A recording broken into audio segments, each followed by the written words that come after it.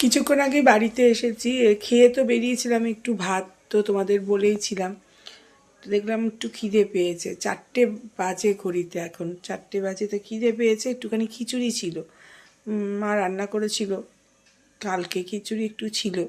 তো কাল তো আমি কিছুই খাইনি সেরকম, তো এখন বললাম যে কি আর খাবো, একটু খিচুড়ি গরম করে নিলাম আর একটু বাঁধাকপির তরকারি, একটু চাটনি দিয়ে খাই। তো চলো তোমাদের দেখাই কি খাচ্ছি। এই যে একটু খিচুড়ি নিয়েছি, একটু বাঁধাকপির তরকারি আর একটু চাটনি। জানি না কতটা খেতে পারবো, মনে হলো খাই তাই নিয়ে বসেছি।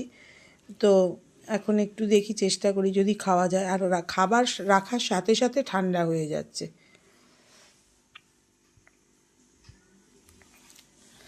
ব্যাক ক্যামেরাই হয়ে যায় সব সময়। তো যাই হোক, আমি এই যে খেতে বসেছি।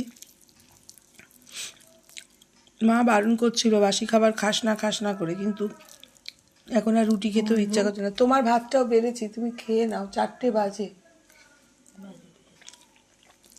তোমার ভাতের মধ্যে ঘি দেওয়া আছে, থালাতে দেখে নিও। আমার তো খেতে খুব একটা দেরি হয় না, আমি খেয়ে নিই, কিন্তু মার প্রচণ্ড দেরি হয়।